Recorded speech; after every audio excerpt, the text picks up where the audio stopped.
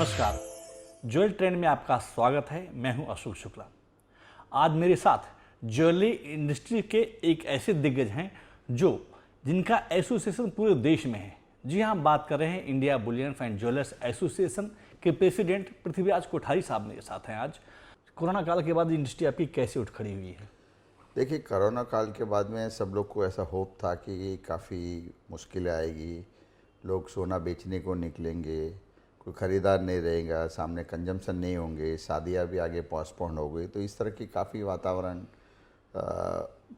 चल रहे थे और लोग बहुत पैनिक भी थे, क्योंकि लॉकडाउन काफ़ी लंबा चला और कभी किसी ने ऐसा सपने में भी नहीं सोचा था कि इस तरह का हो भी सकता है या इस तरह का वातावरण पूरे दुनिया के अंदर हो सकते हैं। गोल्ड एक ऐसी चीज़ है जिसका पूरे इंडियंस के हाउसवाइफ और या महिलाओं की बात करें तो एक अटैचमेंट जुड़ा हुआ है गोल्ड से, कि जो भी सेविंग्स होती है गोल्ड में परचेजिंग करते हैं। तो इस तरह से गोल्ड की बाइंग भी काफ़ी अच्छी हुई, इंटरनेशनली भी काफ़ी भाव बढ़ गए। गोल्ड जैसे $1400 $1500 के आसपास थे, वो बढ़ के $20,000 हो गए थे। यहाँ पे जो 35-36 हज़ार के भाव से थे उसको बढ़ के ऊपर में 57,000 हो गए थे।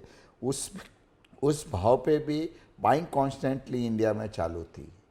तो एक तरह का ट्रेंड हो गया था जिसमें शादी भी नहीं थी, कुछ भी कोई ऐसे फंक्शन नहीं थे, कहीं बाहर नहीं जा सकते थे, फिर भी लोगों ने जो भी सेविंग्स थी उसको गोल्ड के अंदर कन्वर्ट किया। नेशनल लेवल, इंटरनेशनल लेवल पर इस इंडस्ट्री को कितनी कंपटीशन का सामना करना पड़ता है? क्योंकि यहाँ की गोल्ड पॉलिसी और जो इंटरनेशनल गोल्ड पॉलिसी है अलग अलग कंट्री की, तो उसके चलते आप लोगों को कितना कंपटीशन का सामना करना पड़ता है? नहीं, इसमें कंपटीशन जैसा इसमें कुछ भी नहीं है। देखिए, जो भी रूल्स एंड रेगुलेशंस होते हैं, जो अपने इंडियन गवर्नमेंट के खुद के भी होते हैं, आरबीआई के भी नॉर्म्स होते हैं, किस तरह से इंपोर्ट होता है, और इंटरनेशनली भी एक गाइडलाइन होती है, जैसे रिस्पॉन्सिबल गोल्ड की गाइडलाइन होती है, उसको फॉलो करना पड़ता है। और जो भी यहाँ पे जो प्योरिटीज इश्यू है वो है बिल्कुल कहीं पे भी कोई दिखने को नहीं मिलता है, क्योंकि हम जो परचेजिंग करते हैं आइदर वो बैंक से करते हैं या एलबीए में मेंबर्स से करते हैं। तो इस तरह से कहीं पे भी कोई भी धोखाधड़ी या उस तरह की कोई भी चीज़ होती नहीं है।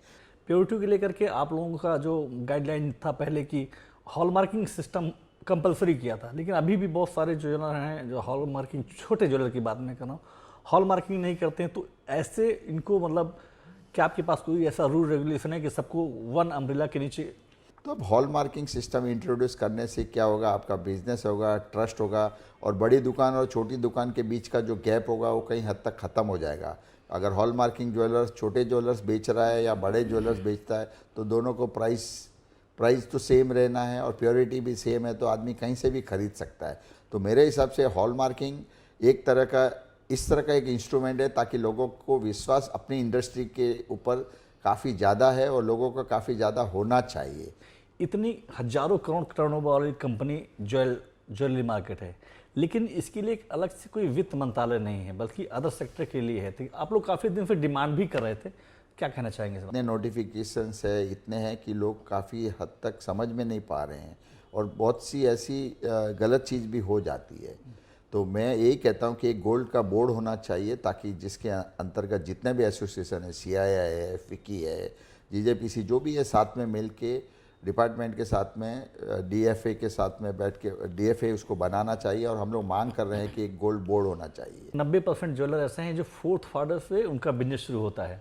तो ऐसे बहुत सारे एमबीए करके नए लोग आ रहे हैं मार्केट में, लेकिन ज्वेलरी इंडस्ट्री में एंट्री करना चाहते हैं। तो क्या उनको सलाह क्या देना चाहेंगे एज ए गाइडर? अगर नई पीढ़ी एमबीए करके आती है उसके ऊपर रिसर्च करे, कोई स्ट्रक्चर बनाए। बहुत सी ऐसी चीज़ें हैं जो मेटल लोन, जैसे लोन अगेंस्ट गोल्ड होता है, उसमें बहुत से लोगों को प्योरिटीज़ के इश्यू होते हैं, तो उसकी टेस्टिंग की रिपोर्ट करे। तो ऐसे बहुत से जगह पे और इतनी भारी मात्रा में, जैसे हॉलमार्किंग सेंटर है, अभी भी बहुत खुलने बाकी है। अगर हॉलमार्किंग सेंटर गवर्नमेंट सब्सिडी के साथ देती है और 80 लाख 1 करोड़ का प्रोजेक्ट के अंदर आप hallmarking centre tier 3, tier 4, tier 2 city में डाल सकते हो, जहाँ पे काफ़ी डिमांड भी है और काफ़ी उसकी मांग है। तो ये थे पृथ्वीराज कोठारी साहब, जिनका साफ संदेश है ऐसे नवयुवकों के लिए जो इस इंडस्ट्री में अपना कदम रखना चाहते हैं। क्योंकि एक वक्त था जब ज्वेलरी इंडस्ट्री 10 बाई 12 के रूम में 5 लेबरों के साथ मिलकर शुरू होता था, लेकिन आज टेक्नोलॉजी बहुत बड़ी हो चुकी है, ये मार्केट बहुत ब्रॉड हो चुका है। इस मार्केट में नए नए टेक्नोलॉजी, नए नए डिजाइनिंग आती हैं और जो समय के साथ चलता है वही बाजार में टिकता है।